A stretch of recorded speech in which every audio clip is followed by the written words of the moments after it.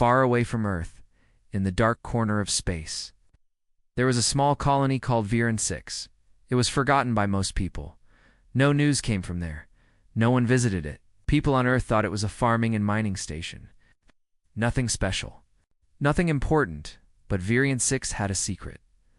Only a few old records showed that the colony was once used for military research. But those records were deleted, hidden deep in Earth's data systems. Now it was a quiet place with only 300 people. Farmers grew food, miners worked in caves, scientists studied plants and minerals. Life was peaceful and slow. Commander Rhea Calder was in charge of the colony. She was 68 years old, with gray hair and sharp eyes. She had once served in Earth's space defense, but now she just walked with a cane and gave simple orders. People saw her as a kind grandmother figure. They didn't know her past, they didn't ask, and she never told. On the surface, Viren 6 had no defense ships, no weapons, and no military forces. It looked weak. It looked like the perfect target, and someone noticed it started with a strange signal at 2:03 Standard Time. A deep humming sound filled the sky. The ground shook slightly. The stars above flickered for a few seconds, like something massive had just arrived in orbit. Everyone ran outside. Farmers, miners, children. They looked up. Floating above the colony was a huge black ship. It covered the sky like a metal shadow. No lights, no markings, just pure darkness and silence. The people stared in fear. "What? Is that a boy?" whispered. Commander Rhea stood outside her office, looking up. Her cane pressed into the dirt. Her old eyes didn't blink. She had seen ships like that before in war. She turned to her assistant. "Activate Protocol 0. Full blackout. No signals, no lights, no movement. But Commander, Earth needs to be warned." "No," Rhea said firmly. "No signals, not yet." Within minutes, the entire colony went dark. Power was cut off. Screens went black. Even cooking fires were put out. The colony disappeared into the shadows. The alien ship scanned the surface. A robotic voice echoed from its speakers. "This is Commander Vroth of the Zarin Dominion. Surrender now. You have 60 seconds. Refusing, you will be destroyed." No one replied. Vroth waited, confused. There was no defense system, no panic, no messages. Just complete silence. He ordered his sensors to scan again, but they picked up nothing. No heat signals, no radio waves, no life signs. Vroth frowned. Where did they go? Underground, deep inside the colonies, caves, miners, and scientists. Gathered in an old storage room, dust covered the walls. Lights flickered weakly. But in the center of the room, something strange stood, a machine covered with sheets and wires. Rhea entered, without her cane. Hawk was steady now. "We have a visitor," she said. "Time to wake up the ghosts." The scientist looked nervous. "Are you sure, Commander?" "We haven't tested the system in years." Rhea gave a small smile. "They think we're weak. That's our weapon." She pressed a button on the wall. Somewhere deeper in the cave, heavy gears began to turn. Above ground, the alien ship released a group of drones to scan the area. They flew low, looking for any sign of life. They flew into buildings, homes, greenhouses, nothing. Then one by one, the drones started disappearing, vanishing from the map. No sound, no fire, just gone. On board the alien ship, alarms began to ring. Data was missing. Maps were changing. "Commander." Vroth slammed his fist on the console. "What is this place?" he growled. Suddenly, one of the surviving drones sent back a short video. It's just 3 seconds long. A dark figure moved in the shadows, fast and silent. It looked like a human, but not quite. Its body was metal. Its eyes glowed faint blue. Then the feed went dark. Back in the underground room, the machine fully activated. Mechanical arms moved. Old lights turned red. Screen lit up with the words, "Project Ghost Fang Status." RAY Commander Rhea looked. Around the room, faces of the colony were no longer scared. They were focused. Calm. She nodded. "They think we are a quiet colony. Let's show them what silence can do." The alien ship, known as the Reaper, floated above Virion 6 like a giant black sword in the sky. It came from the Zarn Dominion, a powerful and cruel empire that had destroyed over 50 colonies. Its mission was simple: take resources, kill resistance, and leave no survivors. But something about Virion 6 was ... strange. Commander Vroth, leader of the Reaper, paced inside his command room. He was tall, with gray skin and 4 cold yellow eyes. His voice growled through sharp teeth. Still, no response? He asked. None, Commander, his officer replied. The colony is completely dark. No signals, no heat signatures. It's like they vanished. Commander Vroth narrowed his eyes, and we flushed them out. Prepare to strike, beside Viren 6. Underground in a hidden base, Commander Rhea Calder stood in front of a glowing screen. Her eyes watched every movement of the Reaper. She was calm, focused, ready. Status on Ghost Fang units? She asked. A young tech named Milo answered. For active. Still charging. All under command. Drones online. Camouflage systems working. Good, Rhea said. Let them feel brave for a few more minutes. Above, the Reaper opened its side bays. Dozens of alien drones flew out. They were black, fast, and silent, built for war. They moved like insects, scanning every corner of the colony. The aliens expected to find humans hiding in fear, but they found nothing. No movement. No noise. Just dark houses and empty streets. Then, ... One drone disappeared. Then another, and another. Commander, the officer shouted. We're losing contact with our scout units, Vroth hissed. Visuals. Now. One screen showed a strange image, a flash of movement. A metal hand grabbing. A drone. A glowing blue eye in the dark. Then static. Back underground, Milo smiled. 3 drones down. 4th was traced and wiped. Commander Rhea gave a small nod. No one notices a colony without noise, but machines remember everything. The Ghost Fang unit's sleek, human-shaped war machines stood in silence. They were once designed for mining and dangerous tunnels, but years ago, Rhea secretly upgraded them. With weapons, with stealth tech, with an eye smarter than the Reaper's own system. Everyone thought Virion 6 had no army. They were wrong. They had ghosts. On the Reaper, panic started to grow. Commander Vroth barked new orders. Send down a ground team, full armor, heavy fire. 30 soldiers from the Zarn Dominion dropped from the sky in landing pods. They hit the ground hard, surrounding the colony square. Their weapons were ready. Eyes scanned every building.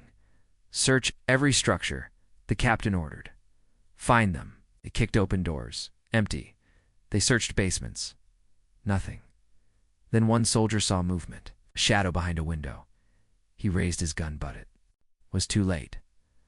A Ghost Fang crashed through the wall, grabbed the soldier, slammed him into the dirt. Silent, fast, deadly. The others turned, but more Ghost Fangs were already there, back on the Reaper. Warnings filled the screens. Heart rates of the ground team dropped to 0 one by one. Commander, the officer said with a shaking voice. We are being hunted. Hunted by what? Vroth roared.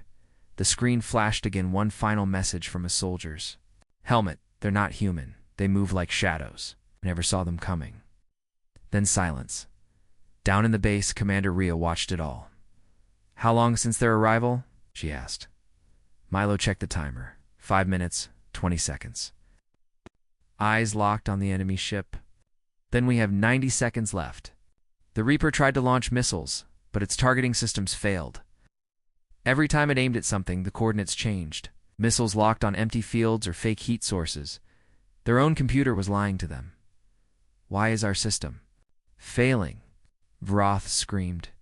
Inside the ship's core, a virus moved silently. It was placed inside one of the drones the aliens lost.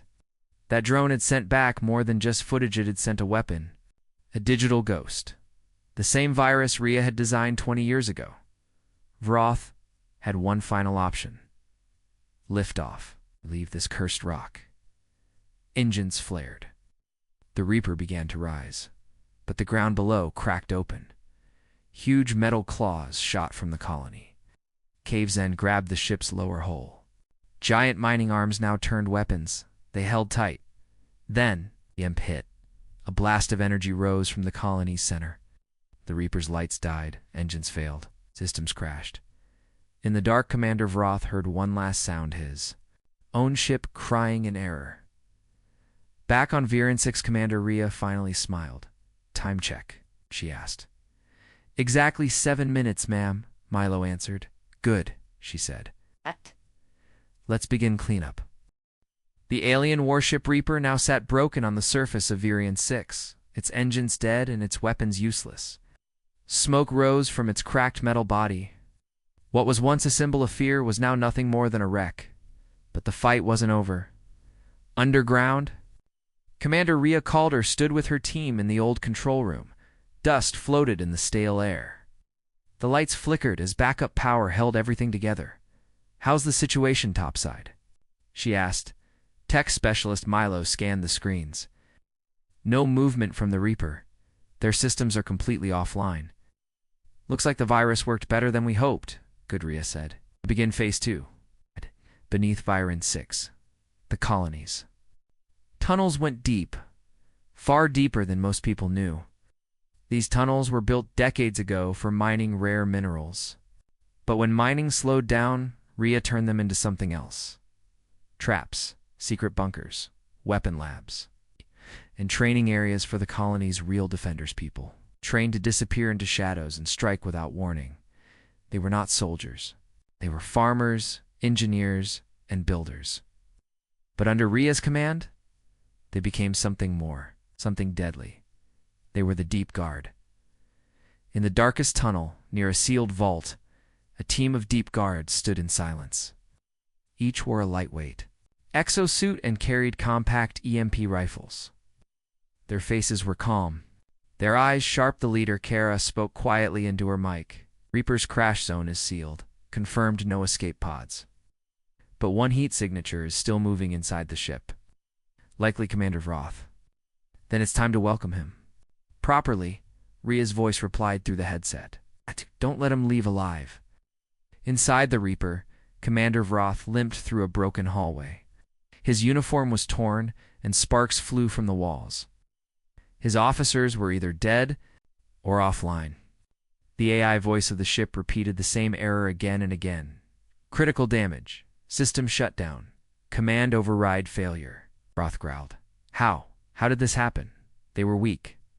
They had no ships, no weapons." He turned a corner and stopped. In front of him stood a human. No armor, no gun. Standing there. A teenage girl. She didn't speak. She just smiled. Then the lights above exploded, and everything went dark. Back in the command room, Milo watched the data feed. "Strike. Team 1 has entered the Reaper. Visual feed lost, but sensors show no resistance." Rhea didn't react. She simply walked to a wall and pressed her hand on a scanner. The wall opened. Behind it was a narrow room filled with old crates, each marked with warning signs. Rhea opened one and pulled out a strange-looking device. It looked like a grenade, but it glowed with a soft green light. Milo's eyes widened. "Is that from Project Echo?" Rhea nodded. "Time to erase the evidence." Inside the Reaper, Roth ran. He had never felt fear like this. Every hallway seemed alive.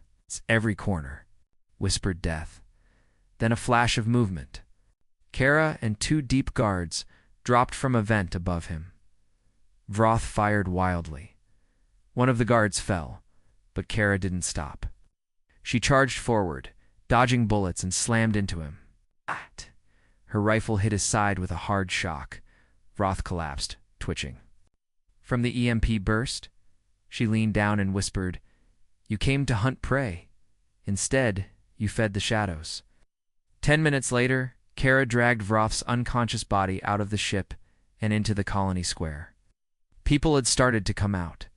From hiding, staring at the wreckage, confused and amazed, children looked at the broken alien ship with wide eyes. Old miners stood with arms crossed, nodding quietly. They had survived. They had won. Kara dropped Vroth at Ria's feet, alive as ordered. Ria looked down at the alien commander. He thought we were weak, she said softly.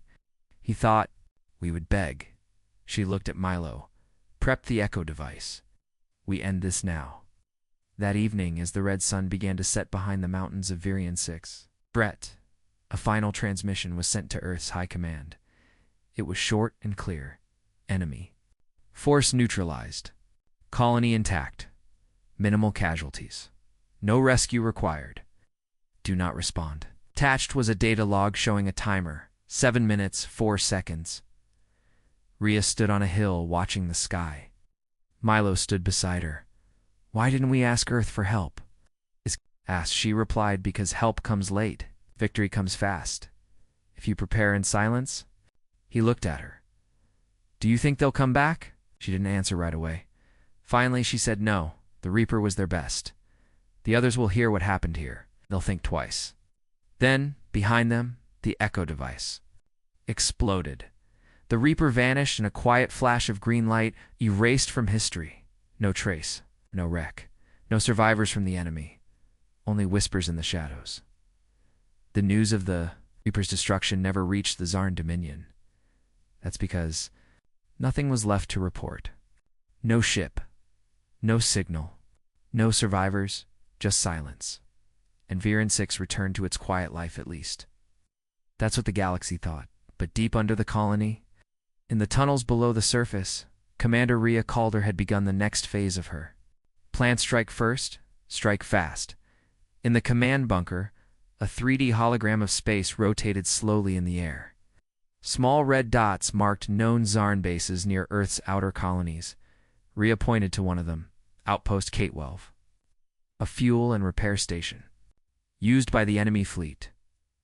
Target confirmed, she said. Light defense, no orbital guard, and a perfect location to send a message. Tech expert Milo looked confused. We're attacking them now? We already won? Shouldn't we wait? Ria shook her head. We didn't win. We survived. Not enough. She tapped her cane on the floor. If we wait, they'll return in greater numbers. This time, we show them. Virion 6 doesn't wait. In a hidden hangar beneath the mines, long-forgotten ships were brought back to life. They were once used to haul cargo and minerals. Now, they were being turned into stealth strike crafts.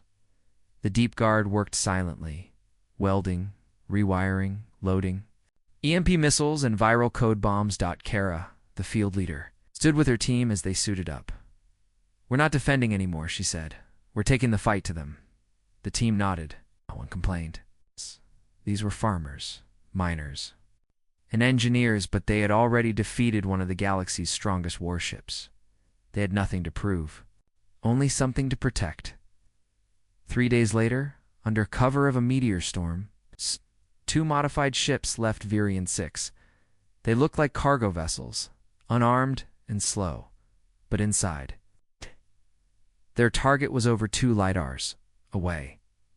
Outpost K-12. At the same time, in the Zarn-controlled zone, Outpost K-12 was quiet. A few alien workers moved slowly through the long metallic halls.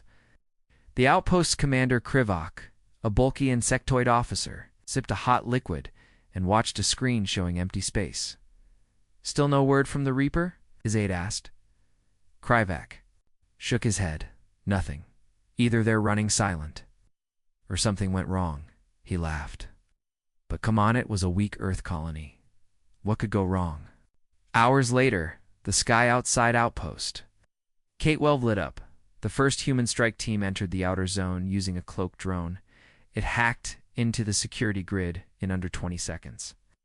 Lights shut off, doors unlocked. Cameras looped false images. Then, the ghost fangs dropped, silent, swift, deadly. Within 2 minutes, 6 guard posts were cleared. Alarms never rang.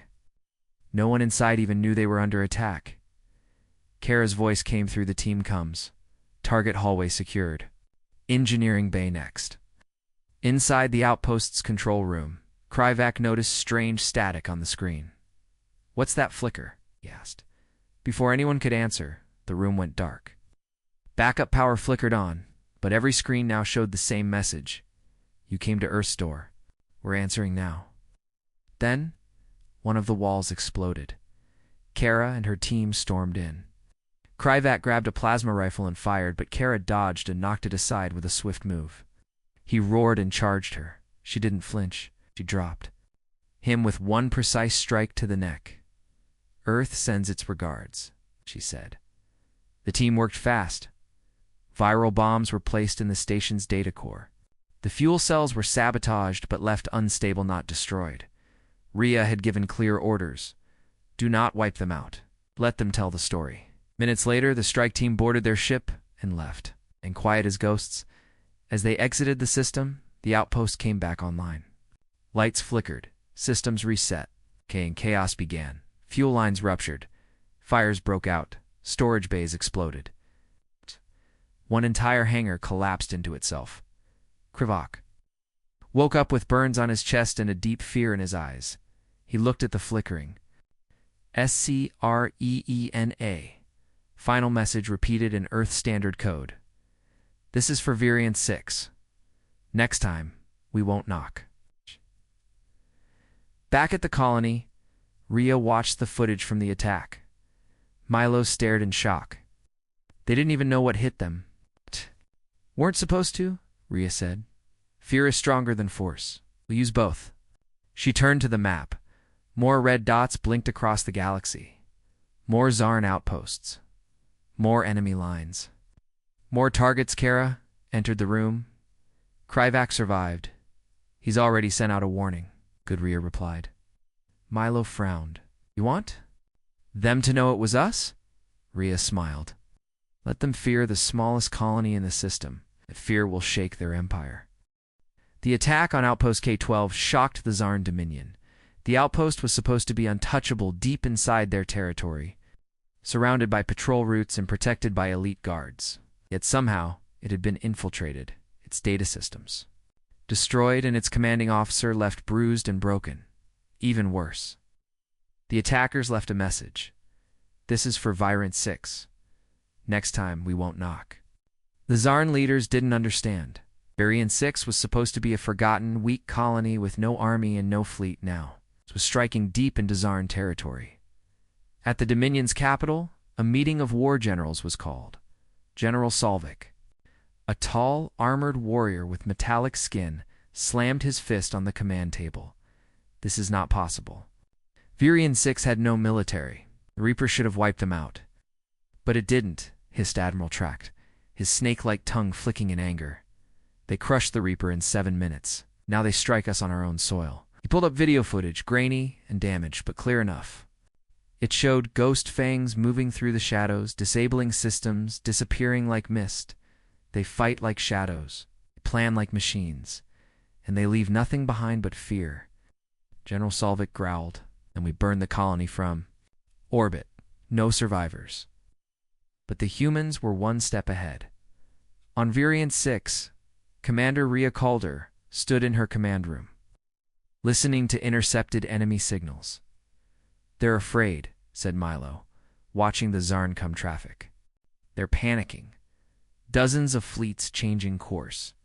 War meetings every hour. They're also angry," Rhea said, "which makes them predictable." She turned to Kara and pointed at a new red dot on the hologram map. "Next target supply hub 39A. No weapons. But it fuels half their patrols in this sector. If we cut that, the Dominion will lose control over 20 systems." Kara smiled. "We'll need more hands." Rhea nodded. "Then it's time to show the galaxy that Variant 6 isn't alone." Across nearby colonies, some independent, some ignored by Earth command rumors spread fast. Stories of a small mining colony defeating a Zarn warship, of ghost fangs striking without warning, of a voice called Rhea Calder challenging an empire. At first people didn't believe it, but then the evidence arrived. Footage of the Reaper crashing, logs of the K-1 attack, Zarn distress signals filled with panic, and most powerful of Allah, single message sent by Rhea to every outer colony. They came to break us. We broke them. They called us weak. We answered with fire. If you are tired of running, if you are ready to strike back, then Virion 6 is not alone, and neither are you. Colonies that had once lived in fear began to prepare. A farming station on Ziran 3 sent drone schematics. A science post on Lyra 7 uploaded hacking software. Even smugglers and ex-soldiers from Theta Belt reached out with one question: how can we help? Rhea called it the Chaina, secret network of human colonies, all linked by silent messages and shared tools. The Deep Guard had become something more now. A movement, a fire in the darkness. Meanwhile, the Zarn Dominion prepared a full retaliation. A massive war fleet named the Ash Storm was being assembled. 30 warships, hundreds of fighters, enough to turn a planet to dust.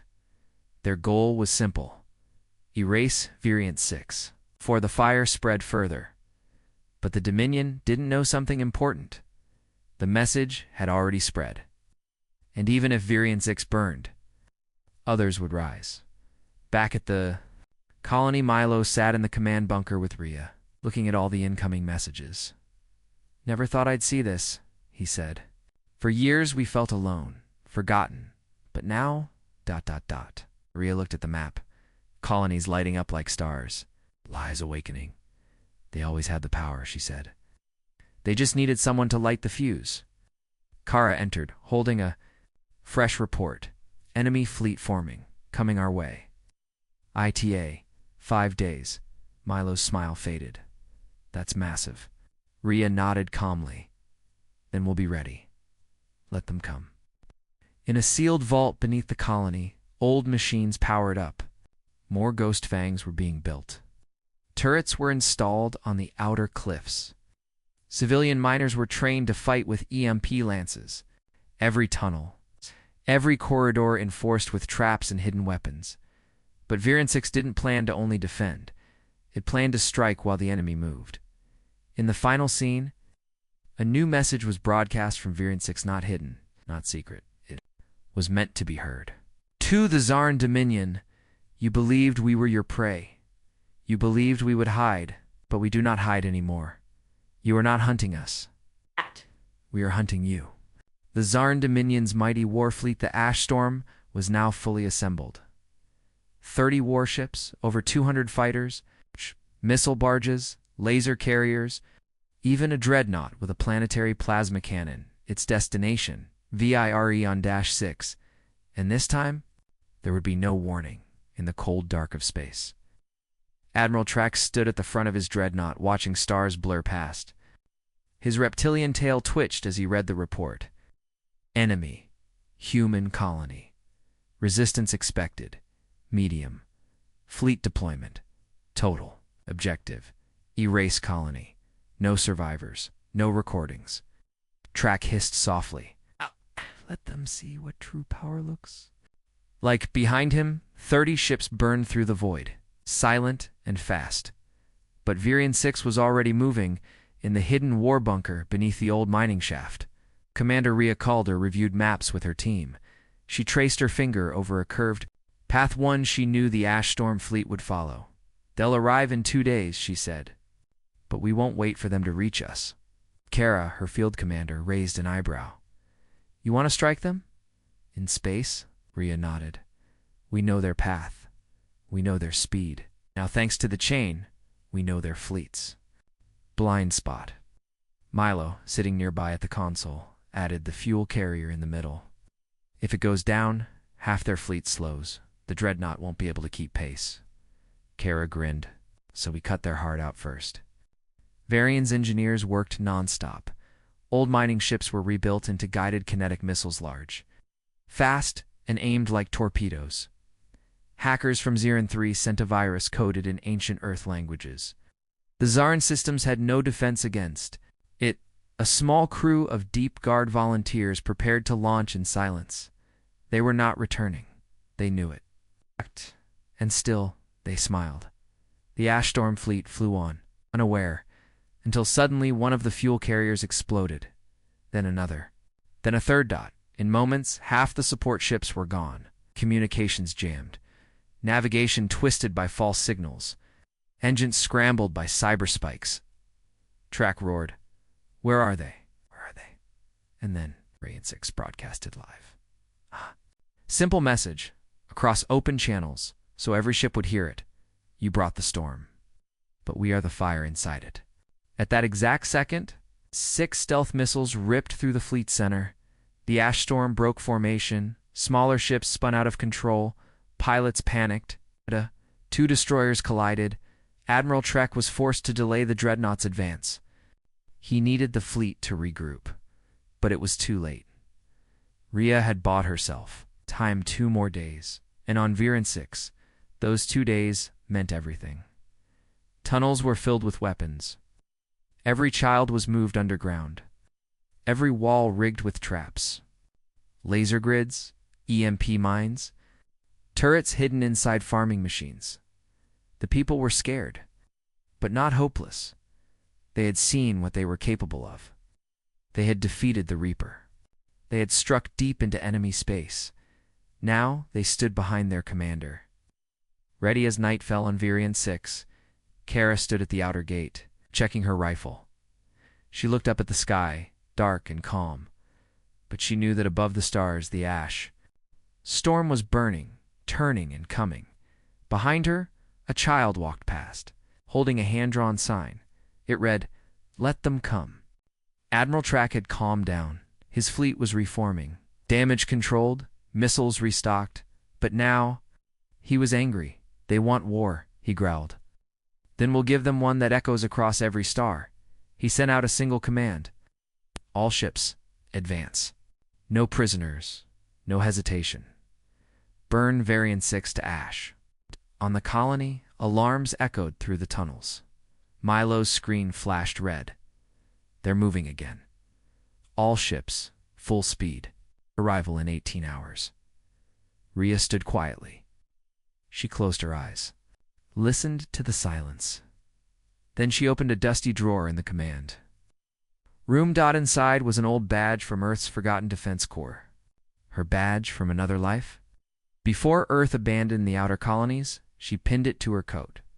"We were forgotten," she said. "Now they'll never forget us." That night, across the chain, people stayed awake. Miners on Zirin 3 held their breath. Smugglers in the Theta Belt waited for word. Old soldiers on Lyra 7 polished their rifles again.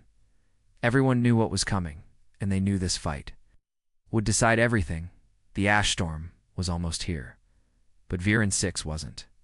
Afraid it had become something more than a colony. It was now a spark, a symbol, a warning. The sky above Virion 6 turned red. Flames streaked through the atmosphere. Enemy ships broke through the upper layers, their engines screaming like thunder. The ash storm had arrived. 30 Zarn warships in full formation. Their goal was clear: destroy the colony, leave nothing alive. Commander Rhea Calder stood on the outer wall of the main bunker. Behind her, the valley glowed with shield grids, mines, and rail cannons. Before her, dust clouds rose as the enemy's landing pods dropped from orbit. "Here they come," said Kara, loading her rifle. "No more tricks, no more hiding." Rhea nodded. "Let them hit us. Let them see what Earth's smallest colony is really made of." The first wave hit hard. Enemy pods slammed into the rocky ground, breaking open like eggs. Out came Zarn, foot soldiers tall, armored, armed with plasma rifles. They charged toward the colony's western gate, but the humans were ready. Turrets hidden in rock formations lit up the night with red fire. Traps exploded beneath enemy feet. And from the tunnels, the deep guard rose silent, deadly, disciplined. Kara's voice echoed over Combs. "Hold your ground. Fall back only if you're dead." At the command center, Milo tracked the enemy landings. "They're focusing on the west side," he said, "trying to break through the tunnel networks." Rhea looked at the map. "Good. That's where the surprises are." She activated Operation Furnace. In the deep tunnels, power cells overloaded. Fake exits collapsed. Firestorm of pressure. and heat roared through the western caverns, turning. The enemy advanced into burning metal. The Tsar never saw it coming. Above the battlefield, Tsar warships tried to fire orbital weapons, but something went wrong. Dozens of guided drones launched secretly from nearby moons slammed into the ship's underbellies. Power grids shorted, cannons misfired. One warship exploded in low orbit, its debris falling like rain. Earth's smallest colony had become a fortress of fire and fury. But the Tsarn didn't give up. By nightfall, they landed a second wave, this time with mech units and hover tanks. Commander Krivak, the same officer who barely survived the K-12 attack, now led the charge. His voice screamed through the Tsarn radios, "No mercy. Burned. We take 10 of them." The eastern wall of the colony took the hit. Massive explosions rocked the cliffs. Towers fell. Defenders were thrown back. Kara's team was pinned down near the fuel depot. "Too many," one guard shouted. "We can't hold." Suddenly, the ground beneath the enemy split open. From the earth, a buried railgun Roseanne old mining tool turned into a battlefield weapon. With one massive blast, it cut through 3 enemy tanks in one shot. Kara smiled. Mining colony, remember? Dig deep? Still, the Tsarn kept coming. Thousands of them. Relentless, cold, brutal. By midnight, some had broken through the outer defenses and entered the tunnels. Street-to-street combat began. Fighters on both sides dropped fast. Smoke filled the colonies. Main Plaza. Rhea moved to the surface herself, blaster in hand, coat torn but eyes sharp. She stood beside the wounded, fought beside civilians, never once left the front line. In the sky, the massive Tsarn dreadnought prepared its final weapon. The plasma cannon charged, shot that could vaporize the entire colony in one blast. Admiral Track stood aboard the ship, watching. His moment of glory was near. "End this," he said. But far above in the asteroid belt, the final piece of Rhea's plan activated. An old mining station, long thought. Abandoned, turned its engines back on. It wasn't a station anymore. It was a weapon, packed with old fuel, guided by remote controls and aimed straight at the dreadnought at full speed. It slammed into the giant ship. The sky turned white. The dreadnought exploded.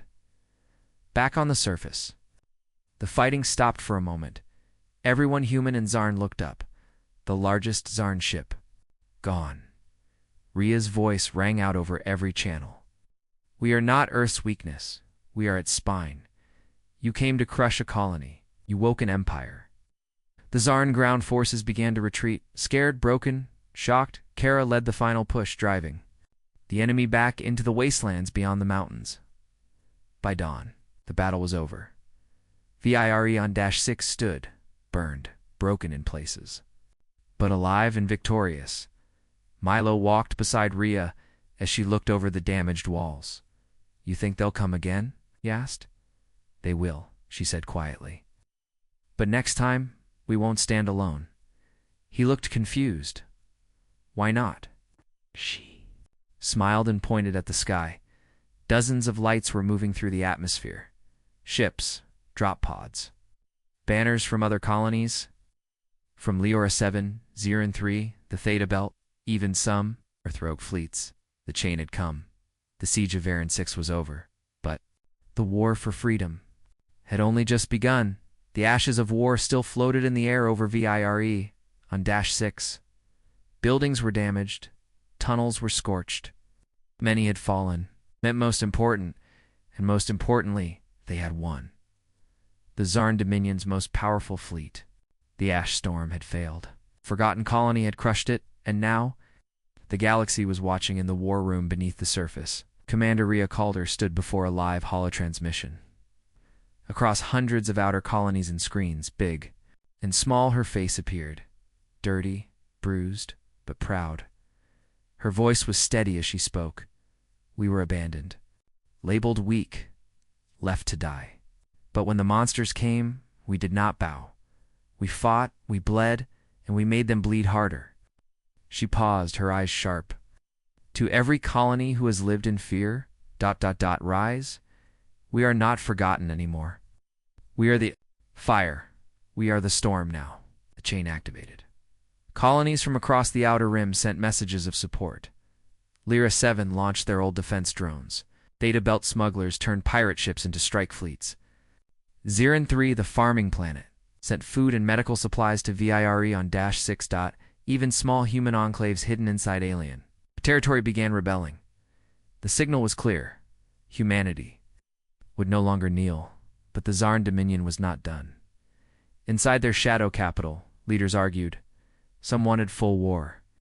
Others wanted to pull back and avoid further embarrassment. But one thing was certain. The Dominion had been hurt deeply. Admiral Track was dead. The Dreadnought destroyed. Dozens of ships gone. And worst of all, their control was slipping. Across Zarn-occupied space, small uprisings began, fueled by stories of Variant 6 and by a message Rhea had left on every hacked broadcast channel. If we can win, so can you. Meanwhile, on Variant 6, survivors rebuilt fast, wreckage was cleared, weapons upgraded, and for the first time, real Earth ships arrived. But they didn't come to save the colony. They came to ask for help.